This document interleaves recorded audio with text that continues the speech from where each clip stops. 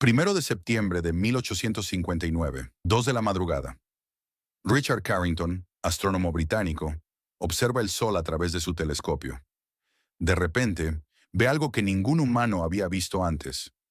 Una explosión gigantesca en la superficie solar. No lo sabe todavía, pero acaba de presenciar el inicio de la tormenta solar más poderosa jamás registrada. 17 horas después, el infierno llegó a la Tierra. Los cables del telégrafo, la única tecnología de comunicación global, comenzaron a arder. Literalmente, chispas saltaban de los equipos, quemando las manos de los operadores.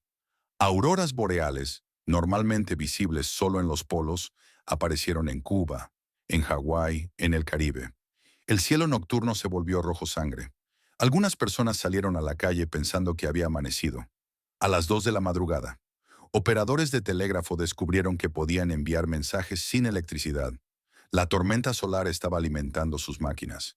Si esto hubiera ocurrido en 1989, en lugar de 1859, la civilización moderna habría colapsado. Esta es la historia del evento Carrington, la tormenta solar que casi lo cambió todo. Y la próxima vez no tendremos tanta suerte. Para entender lo que pasó, necesitamos entender cómo funciona el Sol.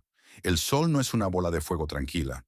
Es una esfera de plasma hirviente con un campo magnético caótico. Constantemente se retuerce, se rompe, se reconecta.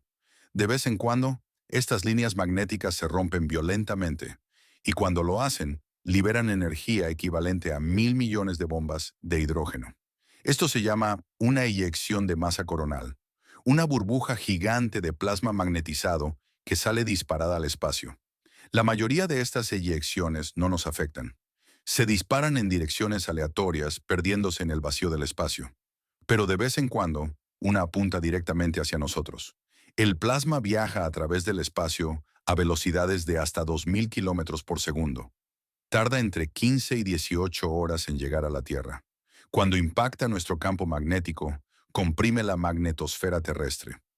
Las partículas cargadas quedan atrapadas, acelerándose, bombardeando la atmósfera superior. Esto crea las auroras boreales, luces danzantes en el cielo polar, hermosas pero inofensivas, normalmente. Pero cuando la tormenta es lo suficientemente poderosa, crea algo más peligroso: corrientes eléctricas inducidas en la superficie terrestre.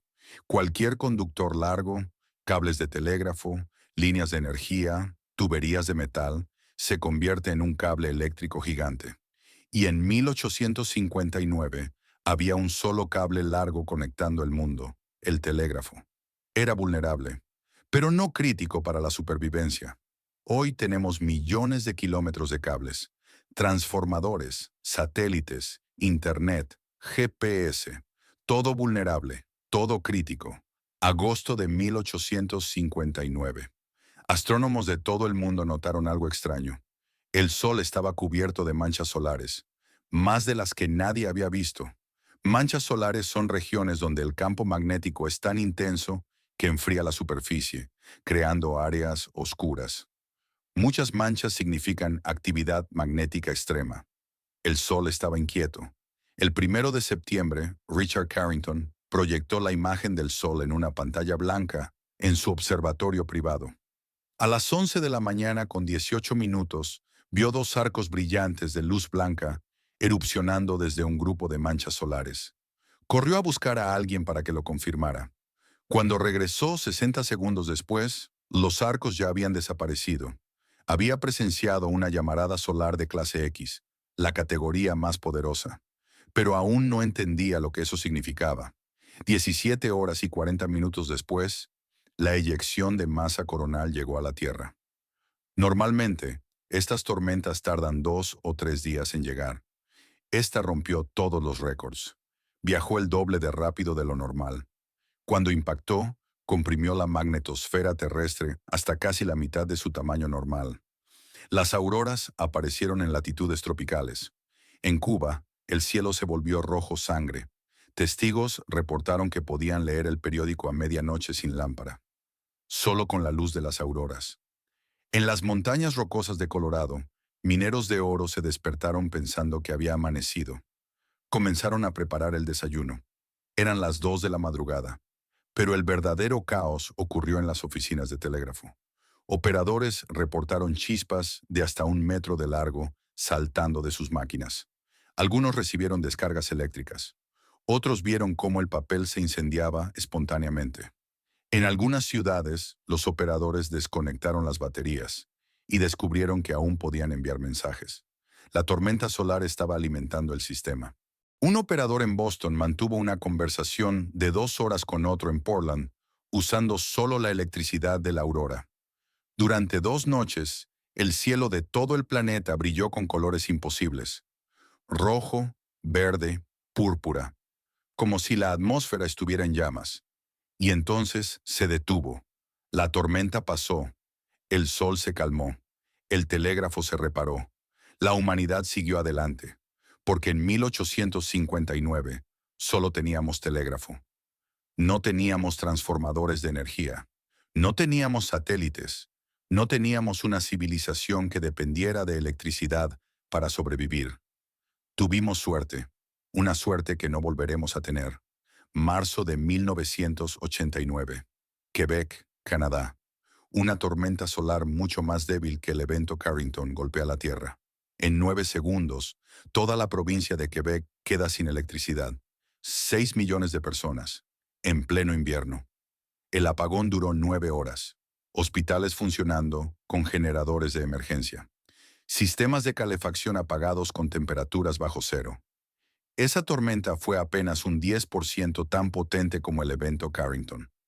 En 2012, una eyección de masa coronal de intensidad. Carrington pasó exactamente donde había estado la Tierra, 9 días antes. Si hubiera llegado una semana antes, habría impactado de lleno. La NASA estimó que el costo económico habría sido de $2 billones.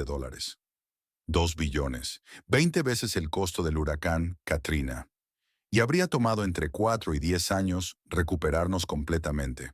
Entonces, ¿qué pasaría si un evento Carrington ocurriera hoy? Simulemos el escenario. Día 1. Una llamarada solar masiva erupciona. Astrónomos la detectan inmediatamente. Tenemos entre 15 y 20 horas antes del impacto. Se emiten alertas. Compañías eléctricas intentan apagar transformadores críticos. Aerolíneas desvían vuelos polares. Satélites entran en modo seguro. Pero no es suficiente. La tormenta llega. Y es más fuerte de lo esperado. Primero, los satélites. GPS deja de funcionar. Navegación marítima y aérea colapsa. Transacciones bancarias que dependen de timestamps GPS fallan. De Internet satelital desaparece. Millones de personas en áreas rurales pierden conectividad. Sistemas de comunicación militar se degradan. Segundo, las redes eléctricas. Corrientes inducidas sobrecalientan transformadores de alta tensión. Comienzan a fallar en cascada. Un solo transformador de alta tensión puede tardar 2 años en fabricarse y reemplazarse. No tenemos suficientes de repuesto. En cuestión de horas, millones de personas en latitudes altas quedan sin electricidad. Europa del Norte, Canadá, norte de Estados Unidos, Rusia. Sin electricidad no hay agua potable. Las plantas de tratamiento dejan de funcionar. Las bombas que mueven el agua a través de tuberías se detienen. Sin electricidad no hay refrigeración. Los supermercados pierden toda su comida perecedera en 48 horas. Sin electricidad no hay gasolineras. Las bombas eléctricas no funcionan. El transporte se paraliza. Hospitales funcionan con generadores de emergencia. Pero esos generadores tienen combustible para 72 horas. Después de eso, en una semana, las ciudades afectadas están en crisis humanitaria. En 2 semanas. En caos total. Y esto no es ciencia ficción. Es el escenario oficial elaborado por la Academia Nacional de Ciencias de Estados Unidos en 2008. La buena noticia es que ahora sabemos que esto puede pasar. La mala noticia es que no estamos realmente preparados para evitarlo. Tenemos sistemas de alerta temprana. La NASA monitorea el Sol 24 horas al día con satélites como SOHO y SDO. Pueden detectar eyecciones de masa coronal en minutos, darnos entre 15 horas y 3 días de advertencia, dependiendo de la velocidad. Pero detectar no es lo mismo que defenderse. No podemos detener una tormenta solar. Solo podemos intentar minimizar el daño. La estrategia actual es apagar los transformadores más vulnerables antes del impacto, como desenchufar tu computadora antes de una tormenta eléctrica. Pero apagar una red eléctrica nacional no es como apagar un interruptor. Toma horas, y si lo haces mal, puedes causar un apagón masivo tú mismo. Además, no todas las regiones tienen protocolos para esto, y no todos los operadores de red eléctrica responderían a tiempo. Los satélites son aún más vulnerables. Una vez en órbita, no puedes protegerlos físicamente. Solo puedes ponerlos en modo seguro y esperar. Algunos satélites sobrevivirían, otros, especialmente los más antiguos, podrían quedar permanentemente dañados o destruidos. ¿Cuándo volverá a pasar? No lo sabemos.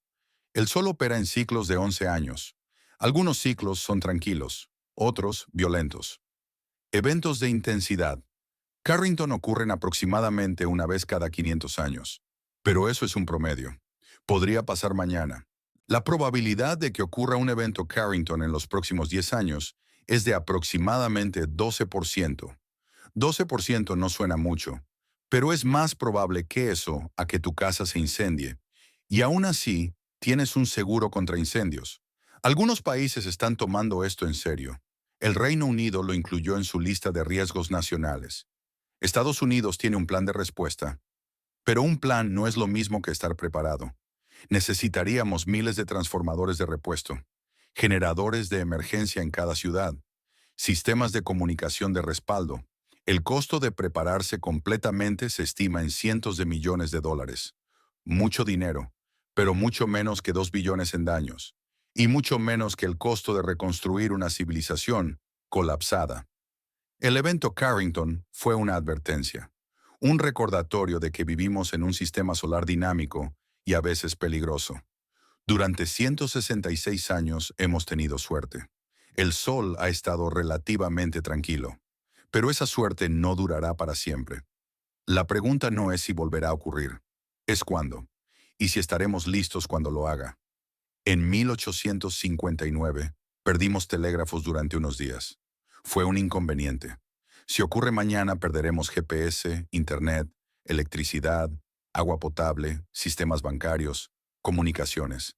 Durante meses o años. No sería un inconveniente, sería una catástrofe civilizacional. La diferencia entre entonces y ahora es que sabemos que viene. Tenemos la tecnología para detectarlo. Tenemos el conocimiento para prepararnos.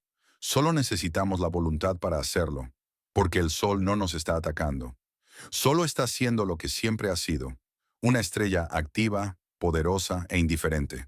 Somos nosotros quienes construimos una civilización vulnerable, y somos nosotros quienes debemos protegerla.